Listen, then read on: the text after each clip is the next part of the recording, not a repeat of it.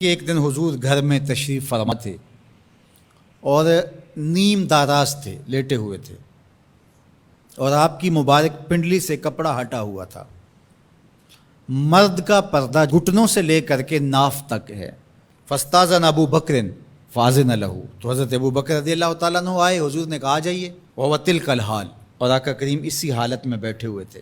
فتحدث، وہ بیٹھے اور حضور سے ہم کلام ہوئے۔ ثم استاذن عمر، پھر حضرت عمر آئے، انہوں نے اذن طلب کیا تو حضور نے کہا آ جائیے، اور حضور اسی حالت میں تشریف فرما رہے۔ فتحدث، وہ بھی بیٹھے اور گفتگو چلتی رہی۔ ثم استاذن عثمان، پھر حضرت عثمان کی آواز آئی، حضور میں اندر آ سکتا ہوں؟ فجلس رسول اللہ صلی اللہ علیہ وسلم، حضور سیدھے ہو کے بیٹھ گئے۔ وسوى ثيابه، اور جلدی جلدی اپنی پنڈلی کے اوپر کپڑا ڈال دیا۔ جب یہ لوگ چلے گئے، حضرت ابو بکر رضی اللہ تعالیٰ عنہ بھی، حضرت عثمان بھی، حضرت عمر رضی اللہ تعالیٰ عنہم چلے گئے۔ قالت عائشہ رضی اللہ تعالیٰ عنہ، حضرت عائشہ فرماتی ہیں میں نے کہا حضور ابو بکر آئے تو آپ بیٹھے رہے، جنبش نہیں کی، کپڑا سیدھا نہیں کیا۔ حضرت عمر آئے تو آپ اسی حالت میں رہے اور باتیں چلتی رہیں، لیکن جب عثمان آئے تو پھر آپ ایک دم اپنا کپڑا سیدھا کرنے لگے اور اٹھ کے بیٹھ گئے۔ تو سنو میرے حضور نے کیا جواب دیا۔ کہا میں اس سے حیا نہ کروں جس سے اللہ کے فرشتے بھی حیا کرتے ہیں۔ کتنا بد نصیب ہے جو حضرت عثمان غنی پہ زبان درازی کرتا ہے۔ یہ عثمان وہ ہیں جس سے اللہ کے فرشتے بھی حیا کرتے ہیں۔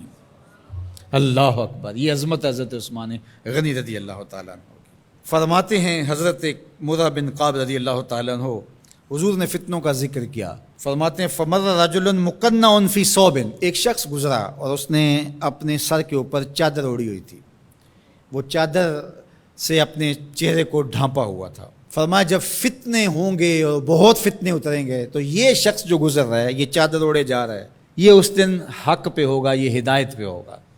مرہ بن قاب کہتے ہیں میں دوڑا کہ میں دیکھوں یہ خوش نصیب کون ہے، تو جب نیڑے ہو کے دیکھا تو حضرت عثمان غنی رضی اللہ تعالیٰ، کیا تو میں نے حضرت عثمان غنی کے سر کو پکڑ کے حضور کی جانب ان کا رخ پھیرا۔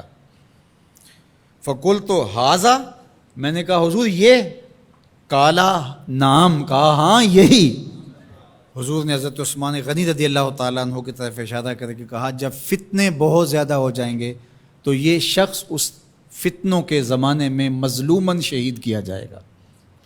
تو حضرت عثمان غنی رضی اللہ تعالیٰ عنہ پر 40 دن تک پانی بن رہا، اپنے گھر میں معصور ہو کے رہ گئے، سخت اذیتیں کاٹیں۔